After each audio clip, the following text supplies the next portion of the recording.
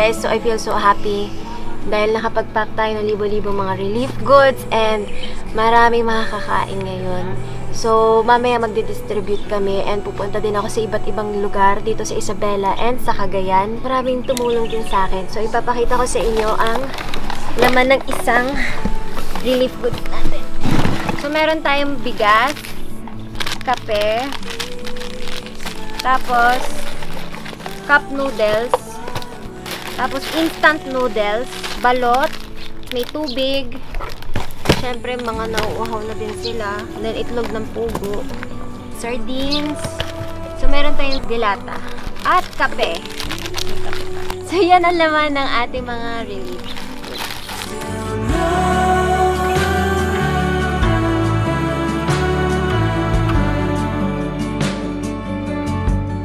So, alam naman natin na isa talaga ang Isabela at Cagayan na tinamaan talaga ng bagyong Ulysses. Kaya, yung naisip ko agad is pumunta dito, tumulong din, and magbigay ng relief packs para sa ating mga kababayan dito sa Isabela at sa Cagayan. I hope marami akong mapapasaya ngayon. Yun lang naman ang gusto ko mangyari is to help people, to inspire people. Kahit guys, no matter how small, how big it is a blessing, and share your blessings, guys, because life is beautiful and life is worth sharing with everyone. Kaya, di pa kami tapos, magpapak pa kami ng mga bigas.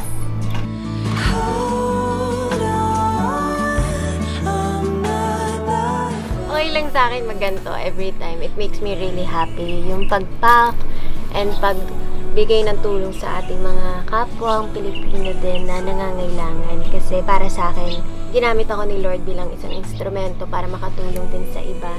And I feel really blessed and I feel really happy doing this and making other people happy and knowing that maraming pamilya ang makakakain ngayong araw na to. Pagkabigay syempre namin ng mga relief goods.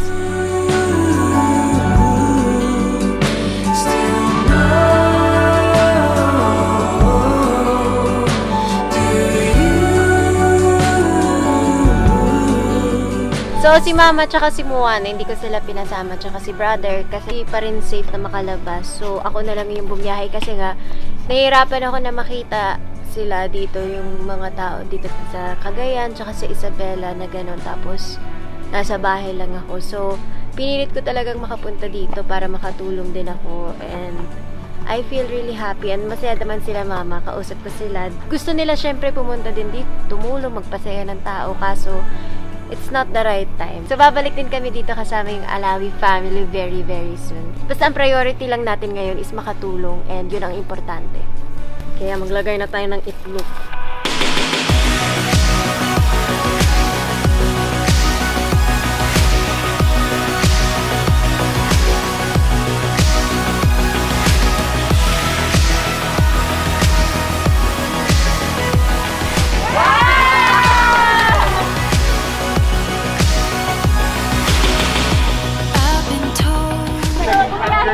Ako kasi nakita ko yung kalagayan nyo dito and sobrang nalungkot ako para sa inyo. So, dumating ako dito para kahit pa paano makatulong and makapagpasaya sa inyo. Thank you.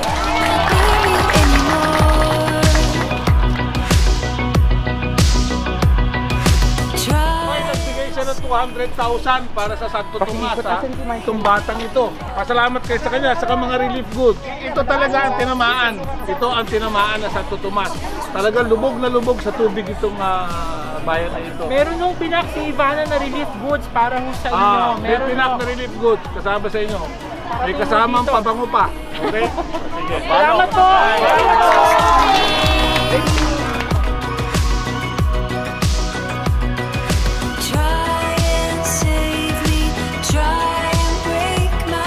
Ayan, kamusta kayo dyan? Kamusta kayo?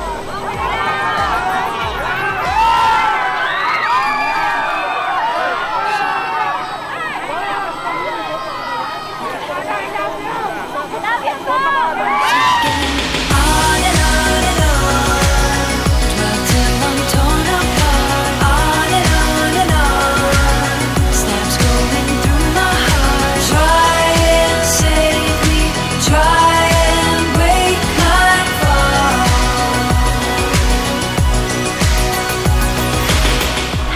So, nandito na tayo ngayon sa Cagayan Valley, Tugigaraw. Ayan, at mamimigay tayo ng mga relief food. At gusto ko din mga musta dito sa mga tao natin. Kung kamusta yung kalagayan nila. Kaya gusto ko personal na mag-hello at mapasaya sila kahit in my own small way, di ba? I wanna make them happy. Puntahan na natin sila kasi para sa akin, iba yung makita ka sa personal, yung mabigyan mo ng time, mabigyan mo ng effort, mabigyan mo ng appreciation yung mga tao dito. Matindi yung pinagdaanan nila. Kaya para sa akin, this is my own small way of trying to make them happy, of trying to help out our people here in Cagayan. Once again, on and on, till I'm torn apart, on and on, try and break my fall. On and on,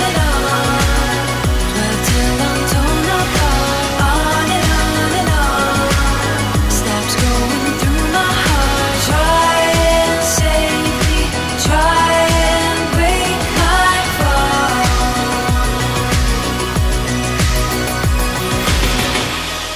And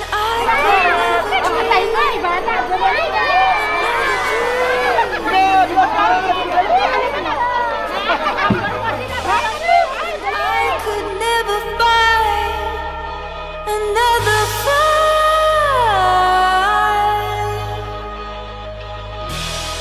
'Cause when I dream of you, another face comes through, and it won't go away. On and on, till I'm torn apart. Till I'm torn apart. Steps going through my heart. Try and save me. Try and break my fall.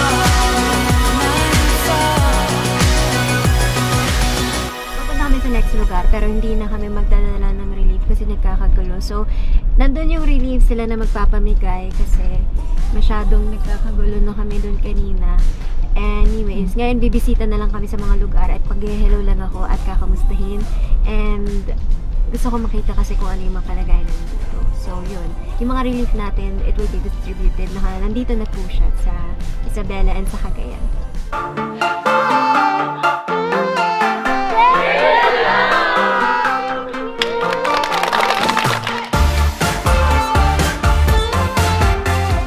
So, break time muna kami para kami magpipiknik. So, and I feel so happy kasi parang ang dami kong nakitang nakangiti, ang daming nagsisigawan kanina, and it just makes me feel more blessed and parang mas na-inspire ako makatulong pa. Mas mahirap.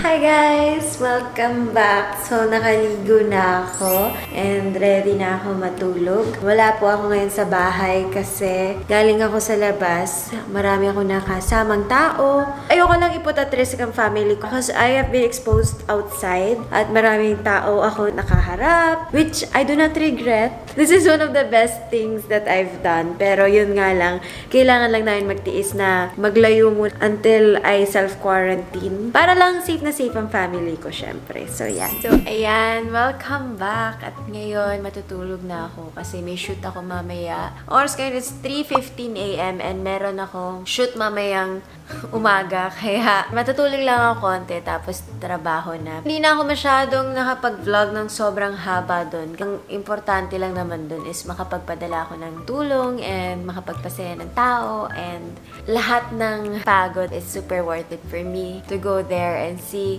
their smiles, their screams, their happiness sa mukha nila. Parang sobrang na-appreciate ko yun. Kasi yung point ko was to go there para magpasaya ng tao. Kasi matindi talaga yung pinagdaanan nila sa bagyong Ulysses. Parang ako inisip ko na kailangan kong tumulong. Kailangan ko pumunta dun personally. Kailangan kong mag-impake. Kailangan kong mag-ready ng mga relief goods. And ang pinaka main goal ko aside from that was that gusto ko silang pasayahin kasi syempre, they've been through so much. Sobrang nakaka-touch ng puso. Their smiles, hindi nabibili yun. That's what I wanted them to feel, na kahit ganyan katindi yung pinagdaanan nila, there is always hope for tomorrow. So, sa isang place lang ako nakapag-distribute ng relief goods. na nandun ako personally. Tapos yung iba, pinadala ko na lang through mga trucks para sila na lang mamigay kasi nagkakagulo pag nandun ako na hindi nila mapigilan yung emotion sila, tuwan-tuwa sila. So, talagang kumpul-kumpul. So, para maiwasan yun, we decided na lang na sila na lang mag-distribute. Basta